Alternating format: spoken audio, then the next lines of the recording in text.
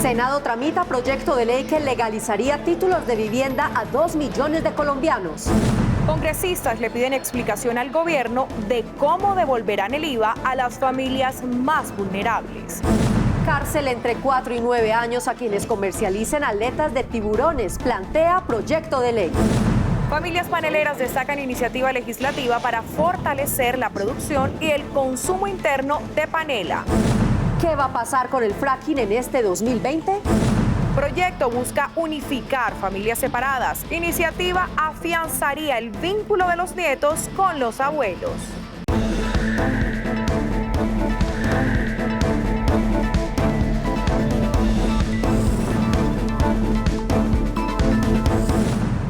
Buenas noches. Un proyecto de ley legalizaría los títulos de vivienda a más de 2 millones de familias que viven ilegalmente en predios públicos.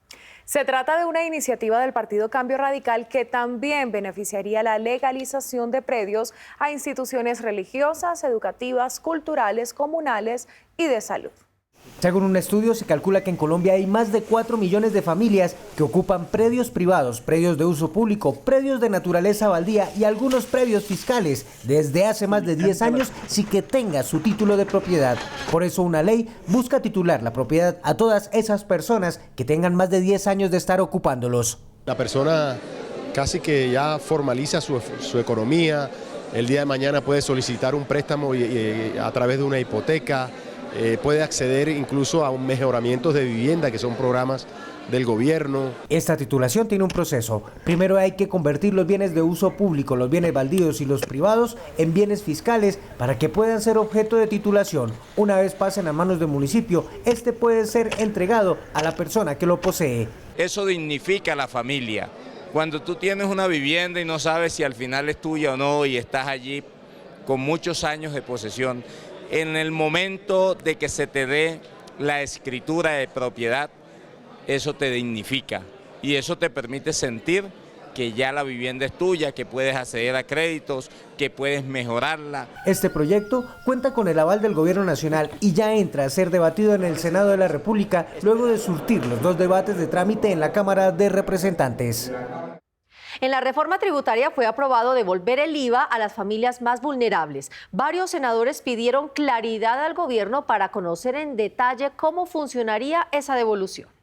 Los beneficiados por la devolución del 100% del IVA serán los hogares de menores recursos, aquellos que actualmente tienen ingresos inferiores a 1.300.000 pesos. Cerca de 2.8 millones de hogares en Colombia, el 20% más pobre de la población colombiana, los más vulnerables, los que están en los deciles 1 y 2, con esa devolución del IVA, van a recibir en promedio entre 400.000 pesos por año.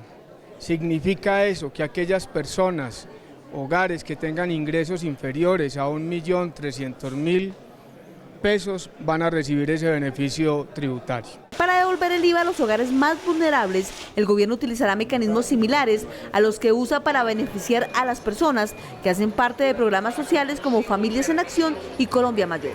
Hoy el país ya tiene focalizado a través del sistema de identificación de beneficiarios para el SISBEN quiénes son esos hogares más pobres del país. Entonces, esas personas recibirán cada trimestre el equivalente a lo que pagaron por el IVA. Quienes reciban los recursos por devolución del IVA no tendrán que pagar ningún costo financiero. Y quiero que sea muy claro que propenda por la bancarización, que las personas más vulnerables tengan sus cuentas, que no tengan costo alguno, es decir, cero costo, y podamos nosotros enviarles sus recursos. El gobierno devolverá aproximadamente 2 billones de pesos. Esta reforma trajo también cambios en las deducciones y exenciones de impuestos a personas naturales y jurídicas. Esa información le puede ayudar a la hora de declarar sus impuestos. En Colombia están obligados a declarar renta quienes tengan un patrimonio superior a 154 millones de pesos. También quienes obtengan ingresos anuales iguales o superiores a 47.978.000 pesos. Y si tiene consumos mediante tarjetas de crédito iguales o superiores a 47.978.000 pesos, deberá declarar renta. Quienes tengan consignaciones bancarias, depósitos o inversiones financieras acumuladas o iguales a 47.978.000 pesos. Quienes ganen más de 24.760.000 pesos mensuales deberán pagar IVA. Aumentándose del 35, 37 y 39% para las personas que ganen mensuales por encima de alrededor de 23, 24 millones de pesos, después las que ganen más de 70 millones de pesos y después las que ganen alrededor de más de 80 millones de pesos. También quedó aprobado en la reforma un impuesto al patrimonio para más de 5.000 millones de pesos. Será del 1% por 2 años. Vemos que los mayores esfuerzos van a estar en las personas que más ingresos obtienen en Colombia. Eso es una realidad y hay que desvirtuar varios mensajes de la oposición diciendo que esto le va a pegar a las clases vulnerables. Eso es mentira, eso no es cierto. Quienes salgan del país también deberán pagar $1 que se cobrará cuando se compre el tiquete. Estos recursos serán destinados para prevenir y contrarrestar la explotación, pornografía y turismo sexual con menores de edad. Los bancos deberán pagar una sobretasa del 4%, cerca de 2 billones de pesos. Según lo aprobado, estos recursos se invertirán en la Colombia rural. Mientras que unos senadores le pidieron al gobierno retomar los diálogos con el ELN, otros congresistas insistieron en que antes que conversar, la guerrilla debe dejar de delinquir. Ante los múltiples atentados cometidos por el ELN en lo que va corrido del año, senadores insisten en la reanudación de los diálogos con esa guerrilla. Debe ser un diálogo en donde las partes se comprometan de una u otra manera en el formato a cumplir, por ejemplo, que no se puede dialogar en medio de la guerra. El presidente Iván Duque ha dicho que está listo para retomar los diálogos siempre y cuando haya condiciones. Senadores liberales apoyan lo dicho por el mandatario. Por supuesto hay unos requisitos que hay que cumplir. El ELN tiene que estar dispuesto a liberar a todos los secuestrados. Senadores del partido FARC afirman que no puede haber condicionamientos para empezar. Es apenas lógico que si hay un conflicto, pues para poderlo acabar hay que sentarse a conversar, de manera que creemos que el mejor camino es acabar esos condicionamientos unilaterales. En diferentes municipios del departamento de Nariño, sus habitantes vienen siendo víctimas de este grupo al margen de la ley, por lo que senadores de la región piden al ELN un cese al fuego unilateral, dando muestras de paz como lo hizo en su momento la extinta guerrilla de las FARC. Hay choques muy fuertes con un saldo alto de muertos y por supuesto desplazados, ocasionados por el enfrentamiento entre el Ejército de Liberación Nacional y bandas criminales de diferentes órdenes que hay aún en la costa pacífica. Unos a favor, otros en contra de reiniciar diálogos con condiciones. En lo que sí coincidieron todos los senadores es que el Ejército de Liberación Nacional debe darle muestras de paz al país para que la sociedad colombiana tenga confianza y apoye el proceso. Tras la sanción presidencial de la ley de la panela, senadores destacaron que se fortalecerá la producción y el empleo de miles de familias productoras. Una microempresaria nos contó su propia experiencia.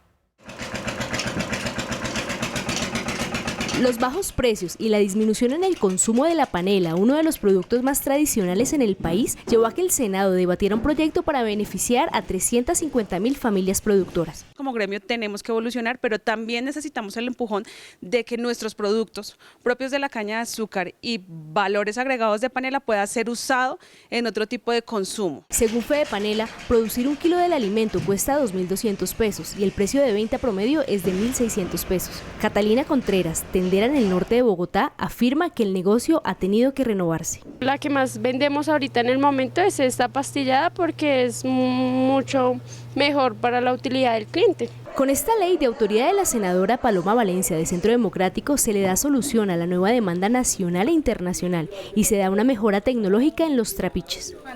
Creamos el INVIMA artesanal, que va a ser una gran revolución para todos los pequeños productores colombianos, no solo los paneleros. Todos van a poder sacar este registro que va a costar 1/5 del registro actual del INVIMA y que les permite entrar a las grandes superficies y lograr los mercados de exportación. Audiencias públicas con familias paneleras, campañas informativas y reuniones con los nuevos alcaldes y gobernadores hacen parte de la estrategia para socializar los beneficios de la nueva iniciativa. Un proyecto del Partido Centro Democrático plantea cárcel de 4 a 9 años para quienes practiquen el aleteo contra los tiburones. Entre 4 y 9 años de cárcel podría pagar quien utilice la práctica de capturar animales vivos para quitarles la aleta y desecharlos. Con esta iniciativa se buscará proteger a las más de 140 especies de tiburones que hay en los mares colombianos. El tema del aleteo del tiburón en Colombia tiene una regulación administrativa, pero aquí el aleteo lo elevamos a crimen, a delito, para que tenga una sanción penal. El objetivo es aportar a las autoridades herramientas legales para castigar duramente a quien se dedique a esta práctica que afecta al ecosistema marítimo. Si van a utilizar las aletas, que lo saquen del mar, lo sacrifiquen como es debido, utilicen las aletas, pero que no le causen ese sufrimiento de mutilarle las aletas, de cortarle las aletas y de lanzarlo vivo al mar. Desde el sector animalista se afirma que, aunque el proyecto de ley endurece las penas, se debe también pensar en derogar decretos que han venido permitiendo una cuota global de pesca muy alta, 125 toneladas de tiburón y 5.2 toneladas de aletas de tiburón en el Mar Caribe. Que se amplíen más está bien, pero en realidad lo que se está necesitando con urgencia es que el partido de gobierno del autor del proyecto de ley inste al gobierno o presione para que el gobierno retire la resolución que está permitiendo, en este caso no es aleteo, pero sí permite la captura de individuos para retirarles las aletas en tierra con una cuota que es exagerada. La iniciativa, que busca la preservación del medio ambiente y aportar a la seguridad alimentaria de los colombianos, empezará a ser discutida en el mes de marzo.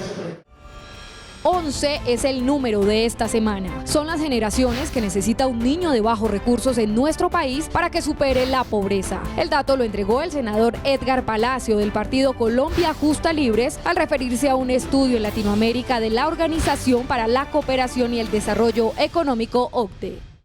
El inicio de este año marca también el comienzo de la temporada de sequía en gran parte del país. Desde el Senado pidieron a los nuevos alcaldes activar los planes de contingencia contra este fenómeno que incluye las temidas heladas. Regiones como los Llanos Orientales, departamentos como Bolívar, Sucre y Antioquia son zonas del país en donde se presenta la sequía con mayor intensidad.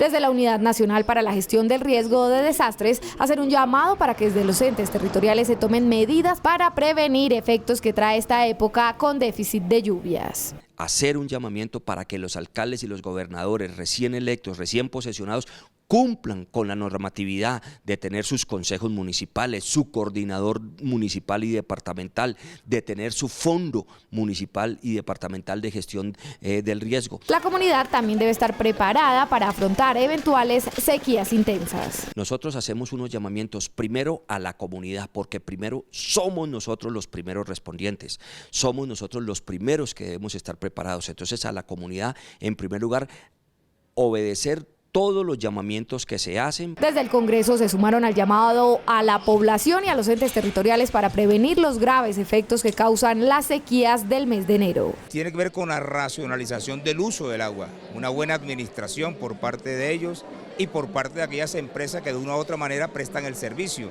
Si hacemos una racionalización de la misma, podemos nosotros permitir que en la época de la sequedad, ¿cierto?, pueda la población en general beneficiarse del producto hídrico. También se advirtió que si bien ya hay un sistema de prevención y mitigación de riesgo operando, se deben fortalecer las políticas públicas dirigidas a enfrentar el cambio climático. Y debemos legislar en ese propósito de una manera articulada, la academia, el gobierno nacional y las corporaciones autónomas para trabajar fuertemente en la conservación de nuestro medio ambiente. Hoy vemos cómo el cambio climático está afectando a todo el país. Esta época de sequía viene del 16 de diciembre y va hasta el 15 de marzo aproximadamente, así que tomen las precauciones pertinentes. El Partido Cambio Radical insistirá en sacar adelante un proyecto de ley que reconozca al campesino como sujeto de derecho a la tierra y a la territorialidad de sus parcelas. En Colombia, las intenciones de recomponer la tenencia de la tierra y el desarrollo del campo han oscilado entre la reforma y la contrarreforma, es decir, cuando una ley cogía impulso y se comenzaba a plasmar en realidad, otra la frenaba. Solo el 7% de la tierra apta para cultivos en Colombia se utiliza en el país. Por eso desde la bancada del Cambio Radical se lanzan dardos hacia dónde debe apuntar una estructuración de una reforma agraria. Requerimos de manera urgente una reforma agropecuaria con unos impuestos muy baratos, con unos insumos que tengan unos subsidios por parte del Estado y que tenga estas garantías para que el sector productivo en este país sea lo que ha sido en años anteriores, el pilar más importante y representativo. De otra parte, se tiene que capacitar al campesino a las nuevas tecnologías y formas de asociatividad que con la llegada de la Internet a las zonas más alejadas podría generarse un nuevo jalonamiento de productos y comercialización de estos, que en últimas es lo que necesita para lograr el desarrollo del sector. Los propietarios deben reunirse para lograr que haya esa posible producción en gran escala. Mientras tengamos leyes que restringen o la compra de grandes propiedades por empresas que quieran tener la tierra o la asociación de pequeñas, medianas y grandes empresas, no vamos a tener gran agricultura comercial como la tiene Europa o como la tienen los Estados Unidos. Para expertos en el sector agrícola, lo fundamental es llevar agua, herramientas y capacitación, pues de nada sirve la tierra si el campesino no tiene conceptos y un mínimo vital para comenzar a trabajar. Es necesario entender que el sector rural no solamente es el sector agropecuario, sino que va muchísimo más allá y hay emprendimientos agropecuarios y hay emprendimientos no agropecuarios, ecoturismo, turismo y todo lo demás que venga se pueda desarrollar, la agroindustria que podemos desarrollar. Pero quizá el punto más crítico es la posesión de la tierra y cómo lograr que el campesino vuelva al campo. El 0.4% de la población es dueña del 46% de la tierra y el 70% de la tierra en Colombia no tiene titulación. Gobierno, ¿qué espera? ¿Por qué no reparten esa tierra que no tiene titulación? Según los expertos, las reformas agrarias en el mundo por lo general se surten por 3 razones: inequidad social, reingeniería económica, seguridad alimentaria, y Colombia cumple con los requisitos. Diferentes reacciones se siguen generando en el Senado frente a la utilización del fracking. Algunos senadores creen que se debe buscar alternativas de exploración y otros continuar con los estudios a través de planes piloto. Luego de que en el pasado mes de septiembre el Consejo de Estado permitiera la realización de planes pilotos de investigación para analizar la viabilidad de exploración y explotación de hidrocarburos en yacimientos no convencionales a través del llamado fracking, senadores advierten que no se puede hablar de esta práctica hasta no tener resultados. Independientemente del plan piloto y su resultado, hay que entender que en el momento no se puede hablar de fracking toda vez que el principio de precaución por parte del Consejo de Estado está vigente. ¿Qué quiere decir esto? Esperemos los resultados y luego entonces evalúe el mismo Consejo de Estado si aún todavía los riesgos están latentes o no. Para algunos senadores son diversos los efectos negativos ambientales, económicos y para las comunidades, por lo que se debe desistir de hacer fracking más allá de los planes piloto. No al fracking. Realmente este es un método que pone en riesgo los acuíferos, las aguas subterráneas. Muchos países han prohibido esta técnica. Senadores del partido de gobierno afirman que el fracking se necesita por la seguridad energética del país. Al iniciar el periodo legislativo, desde la Comisión Quinta se abrirán espacios para debatir este tema. Creo que lo que ha hecho la Corte Constitucional diciendo que se tienen que crear unos pilotos que ya Ecopetrol ha estado implementando, pues creo que esa es la ruta que hay que seguir. Hay que tener todos los elementos de juicio para tomar las mejores decisiones. Esa es mi responsabilidad como presidente de la Comisión Quinta y a eso estamos abocados en marzo cuando entremos nuevamente al Congreso de la República. Por el momento el fracking sigue prohibido en el país por principio de precaución. Se adelantan planes pilotos en el Valle del Magdalena Medio y se espera informe por parte de la Comisión de Expertos del Gobierno para analizar su viabilidad. Por ahora el debate continúa. Fue aprobado en el Congreso un proyecto que hace imprescriptibles los delitos sexuales contra los niños. La iniciativa busca que la denuncia se pueda hacer en cualquier momento.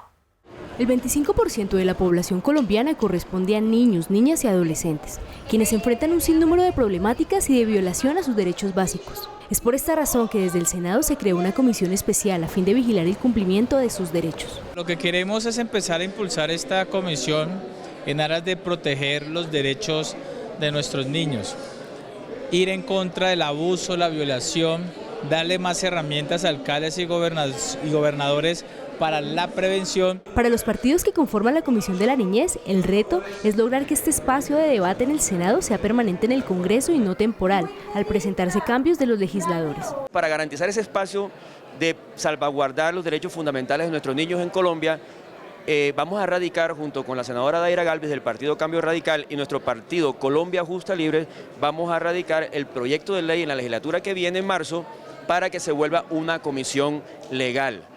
Ese es un primer reto, tener ese espacio permanente en el Senado o en el Congreso de la República. Apoyar la aprobación de la cadena perpetua a los abusadores y asesinos de menores es otro de los temas en los que se enfocará esta comisión. Es un compromiso que tiene el Senado de la República y el Congreso en general con nuestros niños y nuestras niñas. Realmente la repetición de actos execrables como ese necesita un tratamiento y necesita una visión diferente. Temas como salud, educación y discapacidad también serán analizados este año en la Comisión Accidental de la Niñez. Un llamado a la alcaldía de Cartagena formularon desde el Senado esto por la parálisis de las construcciones en la Heroica, afectadas por la presencia de fallas en su construcción. Según expertos internacionales, Colombia se destaca en el top 5 de los países que benefician la construcción sostenible. Situación diferente en la región Caribe y en especial Cartagena, tras el colapso del edificio Portales de Blas de Lezo por aparentes fallas en la construcción sumada al destape de la corrupción en construcciones públicas. Los materiales eran muy malos, no había procedimientos, no había bitácora, no había diseño, había columnas que solo con tocarlas con las manos se desmigajaban. Y en los dos edificios particulares que encontramos diseño estructural, el diseñador proyectó 5 pisos y construyeron 10. Las autoridades locales aún no revelan una decisión de fondo sobre 60 edificaciones declaradas en riesgo, ni sobre el control efectivo de las obras ilegales. Sería bueno que las reglamentaciones estén acordes con las disposiciones y con las necesidades de la gente. Según la Contraloría de la República, el sector público no se queda atrás. Colombia tiene alrededor de 890 obras que se ejecutaron parcialmente o nunca se hicieron, de las cuales en un 60% se encuentran en el Caribe. Le estamos dando dientes a la ley para que se acaben los elefantes blancos en Colombia. Ojalá este sea una gran apuesta para que tengamos verdaderamente la consecución de obras que permitan llegar a su final feliz. El presidente del Congreso enfatizó que la normatividad le otorga a la Contraloría y demás entes de control la facultad de monitorear y evaluar todas las obras de principio a fin en el país. La plenaria del Senado estableció el 24 de julio como el Día Nacional de la Armada. La conmemoración es un homenaje a la gesta libertadora de la batalla de Maracaibo en 1823, que ayudó en la consolidación de la independencia. La declaratoria es un reconocimiento a la labor de hombres y mujeres navales que a lo largo de 196 años han defendido los mares y ríos de Colombia. Un proyecto busca unificar a las familias que han decidido separarse. Miren, se trata de unificar el vínculo entre los nietos y los abuelos.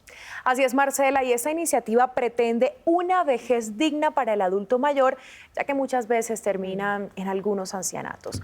Con esa nota los invitamos a nuestra emisión de la próxima semana. Gracias por ver Senado Noticias. La separación de los padres, además de afectar a los hijos, perjudica también a los abuelos.